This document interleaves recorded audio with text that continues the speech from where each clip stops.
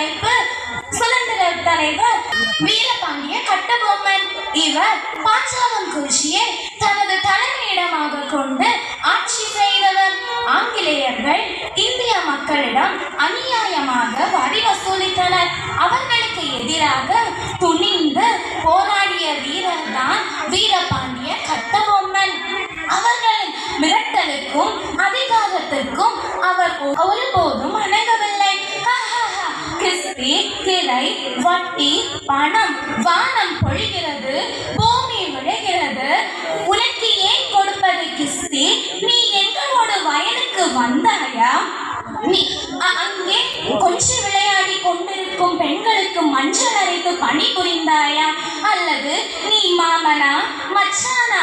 மானம் கெட்டவனே, எதற்கு கேட்கிறாய் கிரை? யாரை கேட்கிறாய்? நெல்லெடுத்து பயண உழவர்கள் தங்களது பணிகளை சிறப்பாக செய்கின்றனர். தம் மண்ணையும் மக்களையும் பாதுகாப்பதற்காக போராடிய வீரர்தான் வீரபாண்டிய கட்டபொம்மன்.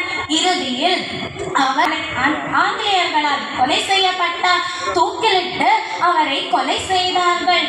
இன்றும் பாஞ்சாலங்குறிச்சியில் அவரது நினைவு நம்மை தட்டி எழுப்பிக் கொண்டிருக்கிறது. எனவே நாம் அனைவரும் அவரது வீரத்தை போற்றி நல்ல குடிமக்களாக வாழ்வோம் என்று கூறி என் உரையை முடிக்கிறேன்.